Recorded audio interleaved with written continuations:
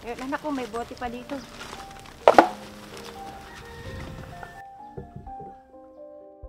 Ano na, makarami tayo ng kalakal ngayon para may pambili tayong bigas. Pabili po.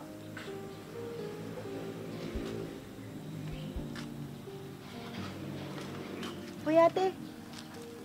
Bakit nakatingin ka sa kanila? Natutuwa kasi ako sa kanila sa tuwing nakikita ko silang mag-ina. Eh, ano namang meron sa kanila? Nakakaingit kasi sila sa kabila ng hirap ng buhay nila. Tingnan mo, kung ibang anak lang yan, baka iniwan na niya yung nanay niya. Hay nako, ate. Sa una lang yan. Tignan mo, bukas sumakalawa. Mag-isa na lang yung matandang yan. Tumigil ka nga dyan. Alam mo ba, palagi ko nakikita ang mag-inang yan. Ni minsan, wala pang araw na nakita ko silang hindi magkasama. Eh, ano naman ngayon? Ibig sabihin, mahal niya yung nanay niya. Kaya hindi niya iniiwan. Nay, marami-rami na rin tong nakalakal natin. Siguro naman pag nabenta natin to, mabibilan na natin ng pagkain yung mga bata sa kabilang kalsada. Oo nga anak. Tiyak, baka hanggang ngayon di pa kumakain yung mga bata. Narinig mo yun Jen? Kahit ganyan lang ang buhay nila, tumutulong din pala sila sa mga kagaya nila. Para yun lang? Anong nakakatuwa doon?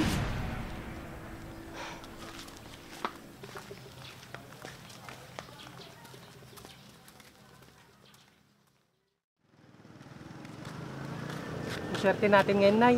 Buti na lang marami tayong napagbentahan. Oo nga anak, mapipilan na natin ng pagkain at gamot. Yung batang may sakit yung sa kabilang kalsada.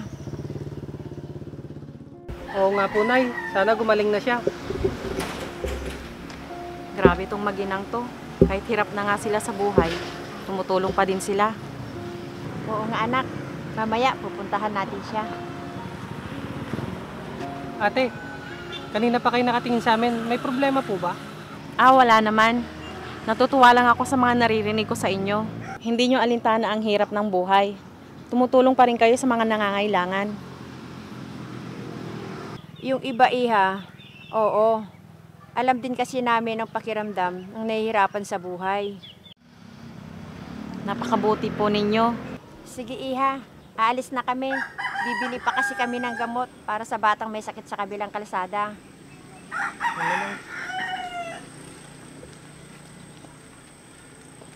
Kahanga-hanga silang mag-ina.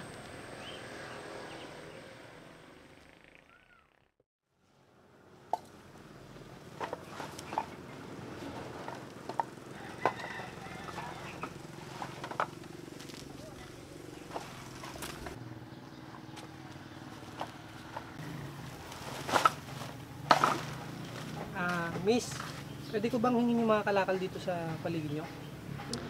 Lumayo ka nga sa akin. Baka mamaya ano pa yung dala mo sakit. Doon ka na nga. Malis ka na. Jen, ano ba yan? Akala ko may kaaway ka. Eh paano kasi ate? Lumalapit siya. Dungis-dungis pa naman niya. Malay ko bang may dalang virus yan? Teka, di ba ikaw yung may kasamang ale? Yung nangangalakal sa may tabing kalsada? Kayo yung kapag nakapagbenta ng kalakal, tumutulong sa mga bata sa kabilang kalsada. Opo, ako nga po. Saka nanay ko po yung kasama ko palagi. Eh, nasa na yung nanay mo? Iniwan ko po muna siya sa amin. May sakit po kasi siya. Naulanan po kasi kami kahapon nung umuwi kami. Nako, kawawa naman yung nanay mo. Sige na, kunin mo na lahat ng kalakal dyan. Salamat po, ate.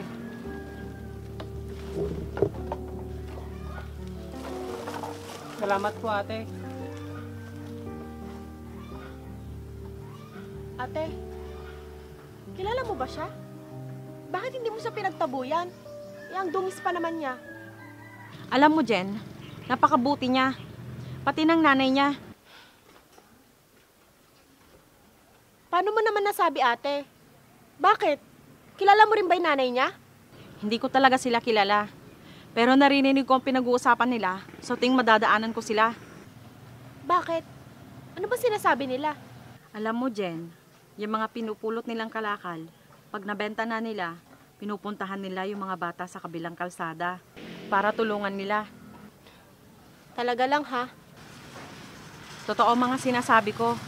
Sila yung klase ng taong mahirap na may angking kayamanan. Nahihibang ka na ba ate?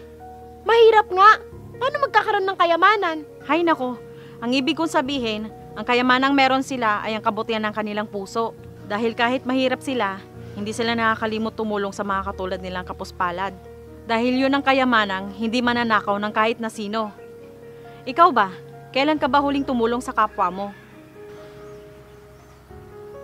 Ano? Hindi mo maalala? Dahil ikaw, hindi ka naman lagi tumutulong sa kapwa mo. Di ba?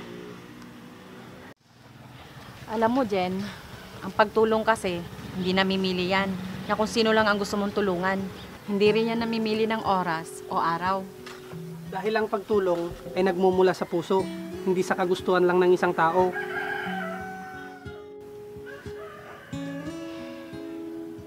Maraming salamat po sa kalakal. Tutuloy na po ako. Walang anuman. Pakisabi sa nanay mo magpagaling siya, ha? Opo, kakarating po. Kuya, sandali lang po. Pasensya na po kayo kanina ha. Nakakahiya tuloy sa'yo. Hindi ko alam. Napakabuti nyo pala. Sa kabila ng kahirapan nyo sa buhay.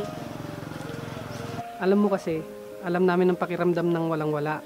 Kaya kahit sa maliit na paraan, tumutulong kami. Dahil sa simpleng pagtulong natin, malaking bagay na yun para sa kanila. Tama ka dyan. Kaya saludo kami sa inyo, kuya. Ate, tara. Dalawin natin yung nanay niya. Dalhan natin siya ng gamot at prutas. Sige, Jen. Dadalawin natin. Sasama kami sa inyo, ha? Sige po ate, maraming salamat. Sige, tara na.